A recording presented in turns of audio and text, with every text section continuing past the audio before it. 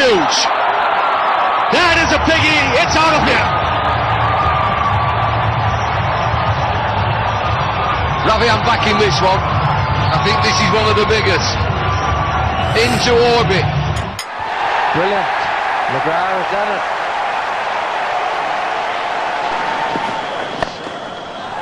Oh, good shot. That's beautiful stroke.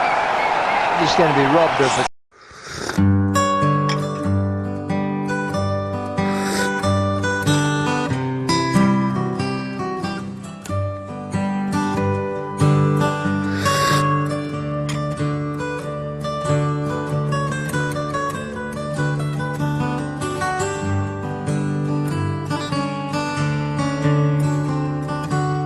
लो, फिर से यहाँ एक और ग्राफ आ गया। पता नहीं ये ग्राफ भी कितने प्रकार के हैं। अरे बेटा, क्या बड़बड़ा रहे हो? कोई परेशानी है क्या? नहीं नहीं पापा जी, पर आज मैं जहाँ भी देखता हूँ वहाँ ग्राफ ही ग्राफ नजर आ रहे हैं। टीवी पर देखा तो ग्राफ, अखबार पर देखा तो ग्राफ, मैंने अपने स्कूल की मैगजीन देखी तो ग्राफ। आखिर ग्राफ होते कितने प्रकार के हैं? अरे बेटा, बस इतनी सी बात। आओ, मैं तुम्हारा आलेख यानी ग्राफ से परिचय कराता हूँ। पापा जी, मैं भी समझूंगी। हाँ मिक्की, क्यों नहीं। आओ, आराम से बैठो और ध्यान से सुनो और समझो। देखो बेटा, तुमने जो अभी टीवी, न्यूज़पेपर, मैगजीन आदि पर आलेख देखे हैं, वास्तव में आलेख एकत्रित आंकड़ों का चित्रों द्वारा प्रदर्शन है। आंकड़ों को तालिका द्वारा भी प्रस्तुत किया जा सकता है, परंतु आलेख द्वारा प्रदर्शन समझने में बहुत आसान होता है। अतः आलेखों का उद्देश्य संख्यात्मक तथ्यों को चित्रों द्वारा दिखाना है, जिससे वे शीघ्र, आसानी व स्पष्टता से समझे जा सकें। हाँ पापा जी, ये बात तो ठीक है। चित्र द्वारा तो सभी की समझ में जल्दी आ जाता है, परंतु ये आलेख कितने प्रकार के होते हैं? बताता हूँ, मैं वही बताने जा रहा हूँ। देखो, एक होता है दंड आलेख यानी बार ग्राफ। दंड आलेख विभिन्न श्रेणियों के बीच तुलना करने के काम आता है। इसमें दो या अधिक समांतर व ऊर्ध्वाधर या क्षैतिज दंड या आयत होते हैं। जैसे कि ये एक दंड आलेख है जो एक छात्र के 3 टेस्ट्स के गणित के प्राप्तांक को दर्शाता है। इसमें हम देख सकते हैं कि पहले टेस्ट में जहां उसके 50 में से 25 मार्क्स थे, वहीं दूसरे टेस्ट में 30 मार्क्स तथा तीसरे टेस्ट में 45 मार्क्स आए हैं। अतः हम ये कह सकते हैं कि उसकी प्रगति अच्छी है। जी पापा जी, यह तो इस आलेख को देखकर तुरंत समझा जा सकता है, क्योंकि यहाँ आयतों की ऊंचाई लगातार बढ़ रही है। तुमने ठीक कहा मिक्की। अब देखो, दंड आलेखों में दोहरे दंड भी हो सकते हैं। जैसे इस आलेख को देखो, किन्हीं 2 दिनों सोमवार और शुक्रवार में विभिन्न प्रकार के फलों की बिक्री की तुलनात्मक विवरण है। यहाँ हम देख सकते हैं कि आम की बिक्री में नीला स्तंभ छोटा है, जो सोमवार की बिक्री दिखाता है, और पीला स्तंभ बड़ा है, जो कि शुक्रवार को आम की बिक्री दिखलाता है। अर्थात आम की बिक्री सोमवार के मुकाबले शुक्रवार को अधिक हुई। इसी प्रकार हम सेब, संतरे आदि में भी आसानी से देख सकते हैं कि बिक्री किस दिन अधिक हुई। पापा जी, पपीते में नीले और पीले स्तंभ बराबर हैं। इसका मतलब तो यही हुआ ना कि पपीते की बिक्री दोनों दिन समान हुई। वेरी गुड, शाबाश। और पापा जी, केले में नीले रंग का स्तंभ पीले रंग के स्तंभ से बड़ा है, यानी केलों की बिक्री सोमवार को शुक्रवार की अपेक्षा अधिक हुई थी। हाँ, बिल्कुल ठीक समझा तुम लोगों ने। अब मैं तुम्हें वृत्त चित्र यानी वृत्त आलेख के बारे में बताता हूँ। इसे हम पाईग्राफ या पाई चार्ट भी कह सकते हैं। पाईग्राफ किसी एक संपूर्ण के विभिन्न भागों की तुलना करने के लिए प्रयोग किया जाता है और हम जानते हैं कि वृत्त एक संपूर्ण को दर्शाता है। तो इस प्रकार यह आकृति एक पाई चार्ट है जो दूरदर्शन के विभिन्न प्रोग्राम के दर्शकों की प्रतिशतता दिखाता है। इसमें हमें देखने भर से पता चल जाता है कि 50% दर्शक मनोरंजन वाले प्रोग्राम देखते हैं, जबकि खेल वाले प्रोग्राम देखने वाले दर्शक 25% हैं।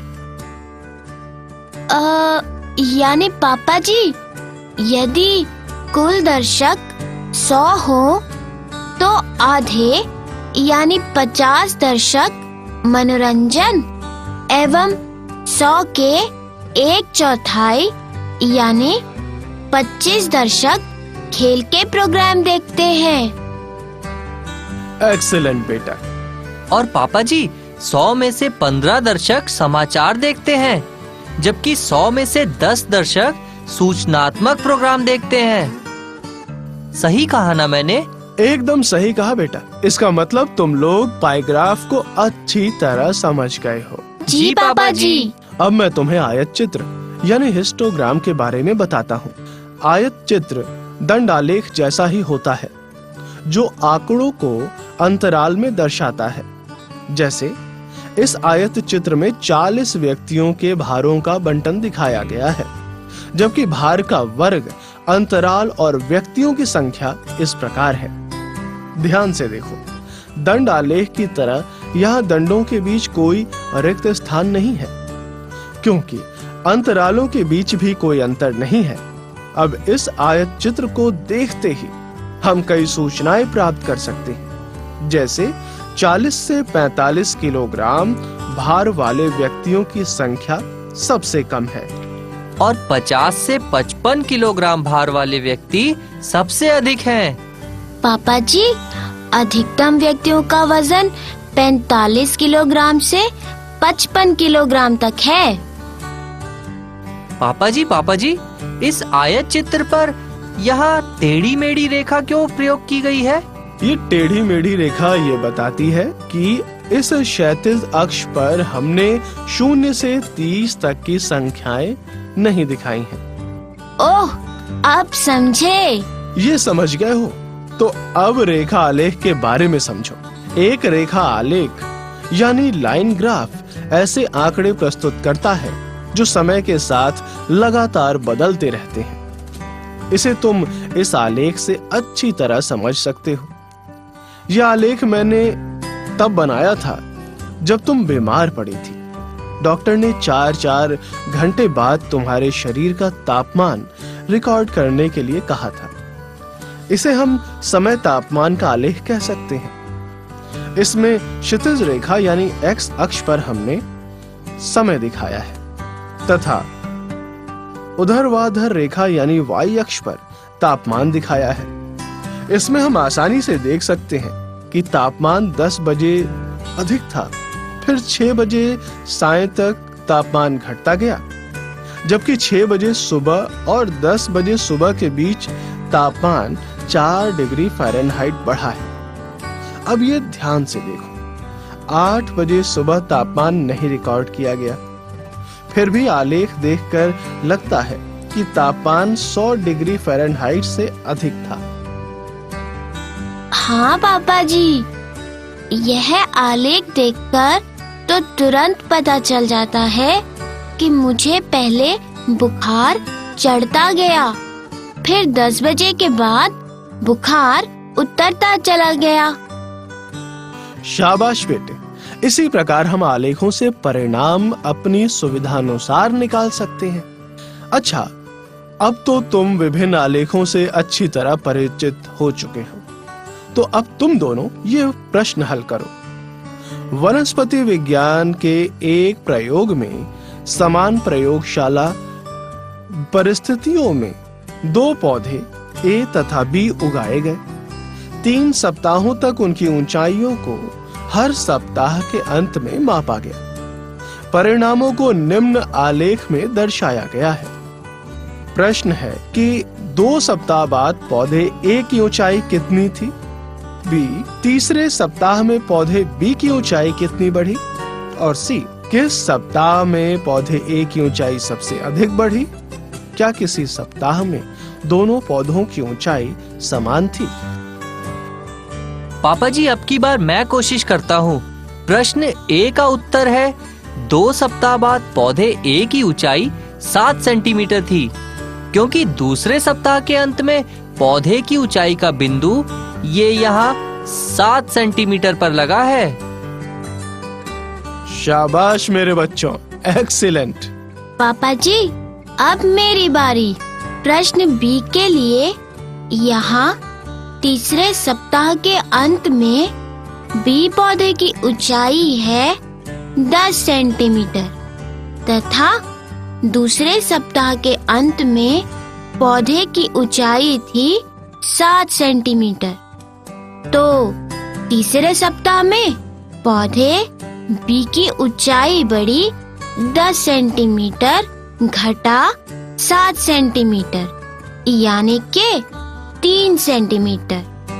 अतः तीसरे सप्ताह में पौधे बी की ऊंचाई 3 सेंटीमीटर बढ़ी।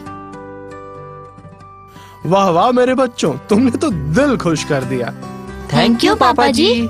पापा जी, तीसरे प्रश्न के उत्तर के लिए यहाँ देख सकते हैं कि पौधा A पहले सप्ताह में 2 सेंटीमीटर बड़ा है, यानी A दूसरे सप्ताह में 2 सेंटीमीटर से 7 सेंटीमीटर तक बढ़ा है। यानी कि दूसरे सप्ताह में पौधे की बढ़त है 7 सेंटीमीटर घटा 2 सेंटीमीटर, यानी 5 सेंटीमीटर। इसी तरह तीसरे सप्ताह की कुल बढ़त है 2 सेंटीमीटर।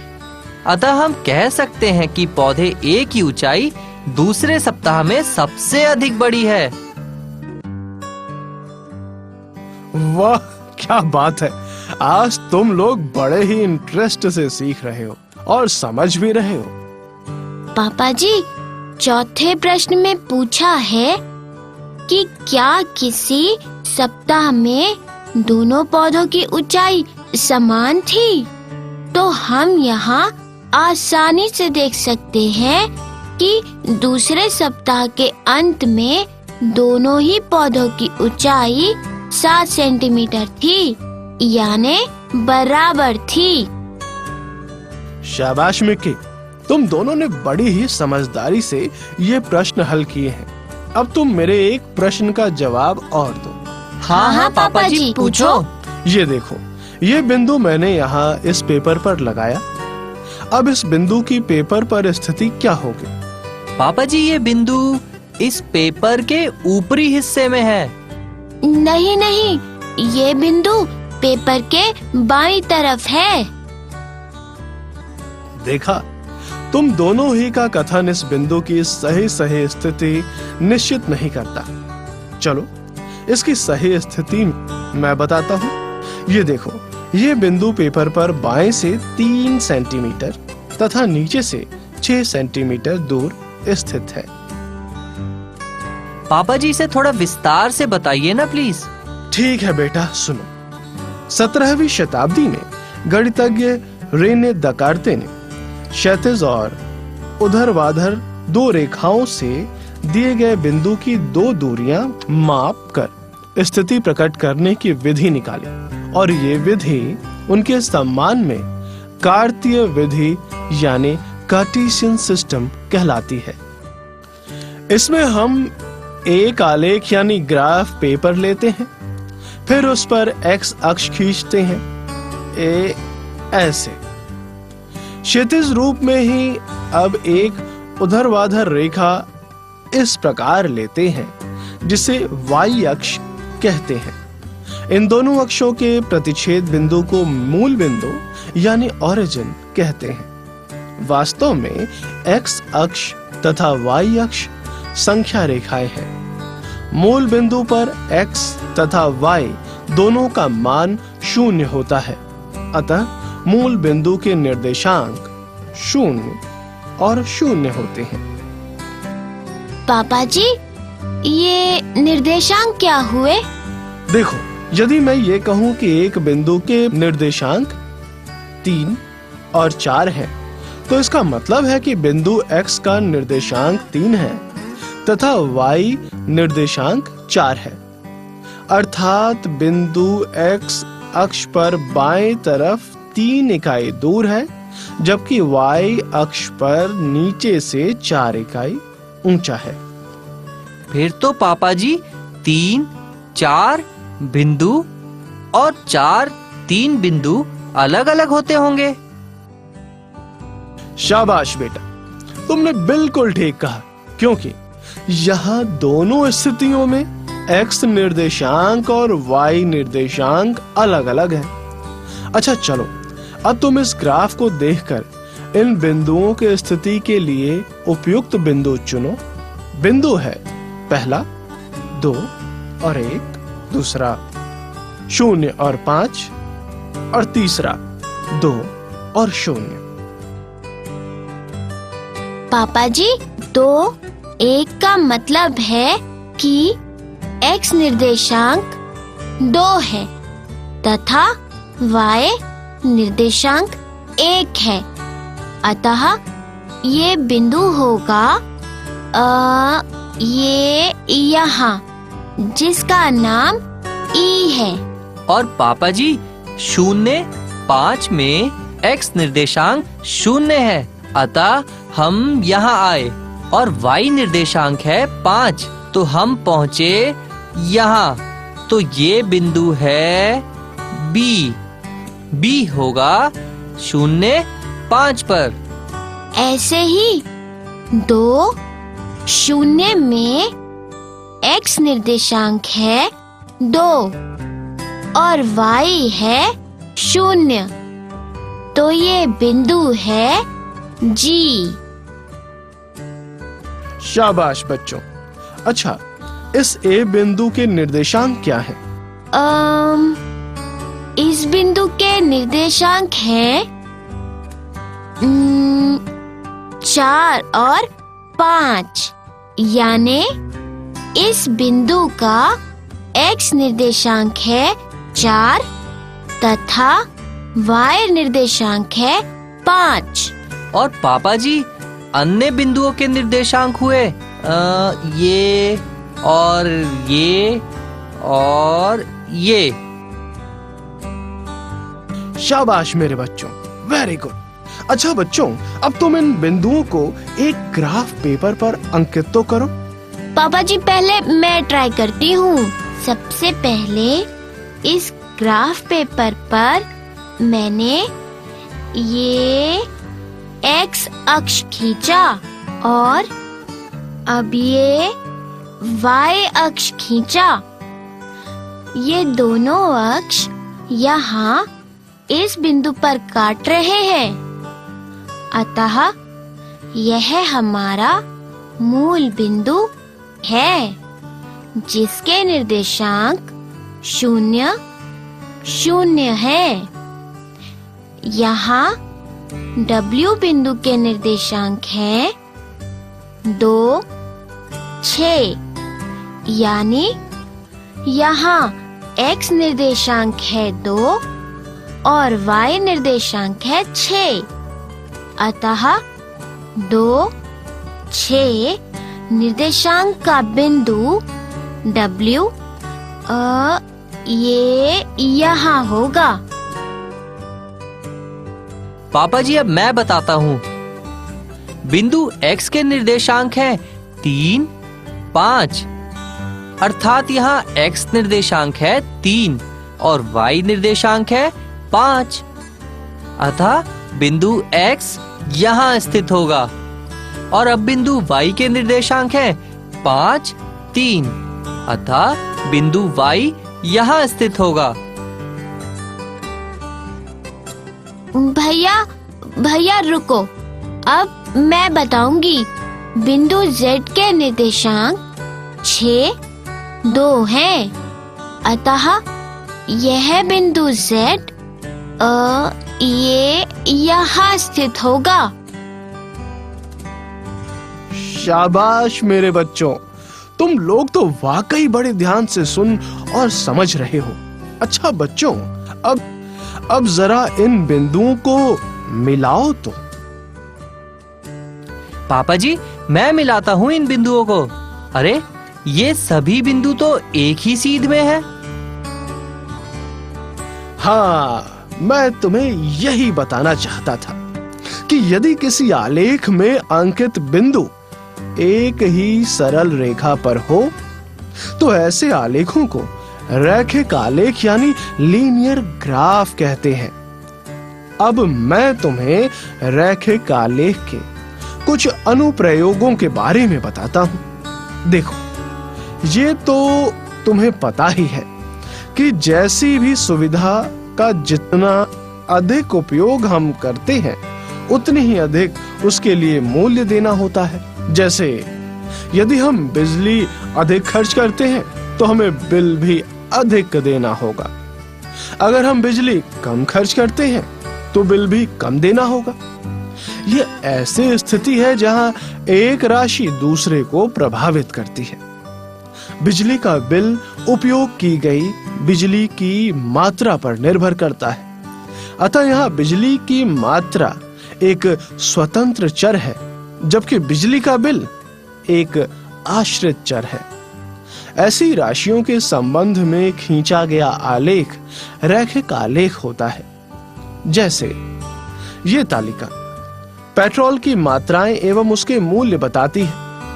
इन आंकड़ों को दर्शाने के लिए आलेख बनाकर देखते हैं। इसमें सबसे पहले ये ग्राफ पेपर लेते हैं और इस पर एक्स अक्ष और वाई अक्ष बनाते हैं। हाँ, बिल्कुल इस प्रकार। अब क्षैतिज अक्ष पर पेट्रोल की मात्रा दर्शाते हैं। हाँ, ऐसे ही। और वाई अक्ष यानी ऊर्ध्वाधर अक्ष पर पेट्रोल का मूल्य दर्शाते हैं, ये इस प्रकार। अब हम आवश्यकतानुसार ऊर्ध्वाधर अक्ष और क्षैतिज अक्ष के लिए पैमाना निर्धारित करते हैं। तो यहाँ पर क्षैतिज अक्ष x यानी अक्ष पर पैमाना बराबर 1 इकाई बराबर 1 लीटर तथा ऊर्ध्वाधर अक्ष y यानी अक्ष पर पैमाना बराबर 2 इकाई बराबर 100 रुपए। अब हम इस ग्राफ पर बिंदु 10, 500 को दिखाते हैं, जिसमें x अक्ष का निर्देशांक है 10 और y का निर्देशांक है 500। तो ये बिंदु ये यहाँ होगा। शाबाश मिक्की, तुमने इस बिंदु को बिल्कुल सही दर्शाया है। माना यह बिंदु है P। पापा जी, फिर तो बिंदु 15, 750 भी इसी प्रकार ये यहाँ होगा। एकदम सही बच्चों।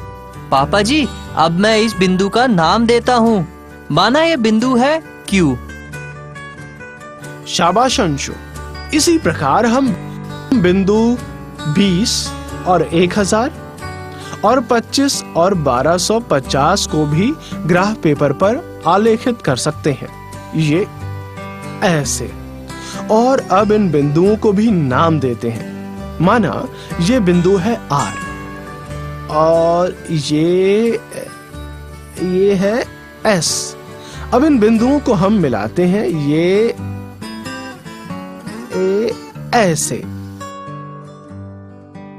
अरे वाह, ये सभी बिंदु तो एक ही सरल रेखा में आए हैं, यानी ये भी एक रैखिक आलेख है। वेरी गुड बेटा, तुमने बिल्कुल ठीक कहा। अब यदि हम इस सरल रेखा को दोनों तरफ बढ़ा दें तो देखो, यह आलेख मूल बिंदु से गुजरता है। बता सकते हो ऐसा क्यों हुआ? पापा जी, आप ही समझा दो ना प्लीज। देखो बेटा, यह आलेख यहाँ मूल बिंदु से गुजर रहा है और मूल बिंदु ये बताता है कि यदि हमने पेट्रोल लिया ही नहीं है, यानी पेट्रोल की मात्रा शून्य है, तो इसका मूल्य भी शून्य चुकाना हो, अर्थात 0 लीटर पेट्रोल का मूल्य भी शून्य ही होगा। फिर तो पापा जी, यदि हमें 12 लीटर पेट्रोल का मूल्य निकालना हो तो वह भी इसी आलेख पर कहीं न कहीं स्थित होगा। बिल्कुल सही रिजल्ट निकाला तुमने। 12 लीटर पेट्रोल का मूल्य देखने के लिए x अक्ष पर 12 के चिन्ह पर पहुंचकर y अक्ष के अनुकूल चलकर आगे बढ़ें तो हम बिंदु A पर मिलते हैं। अब बिंदु A से x अक्ष के अनुकूल चलकर y अक्ष पर पहुंचते हैं, जहां हमें वह बिंदु मिलता है जो 600 रुपए को दर्शाता है। अतः 12 लीटर पेट्रोल का मूल्य 600 रुपए होगा। इस प्रकार ये आलेख हमें ऐसे तथ्यों के अनुमान लगाने में सहायक होता है। तो देखा, ये आलेख एक ऐसी स्थिति का है जिसमें दो राशियां समानुपात में हैं, अर्थात एक राशि के बढ़ने पर दूसरी राशि भी बढ़ जाती है, एक राशि के घटने पर दूसरी राशि घट भी जाती है। ऐसी स्थितियों में आलेख सदैव रैखिक ही होते हैं। पापा जी, मैं रैखिक आलेख को अच्छी तरह समझ गया हूँ। अब तो मैं रैखिक आलेख बनाने में बिल्कुल देर नहीं करूँगा और उस पर आधारित तथ्यों को आसानी से निकाल लूँगा। हाँ पापा जी, मुझे भी ग्राफ के बारे में कोई संदेह नहीं रह गया है। शाबाश मेरे बच्चों, परंतु ये तो तुम्हें पता है कि बिना प्रैक्टिस के ये सब भूलने में समय नहीं लगेगा। इसीलिए तो हम अन्य सभी प्रश्नों को हल करेंगे और समय समय पर दोहराएंगे भी।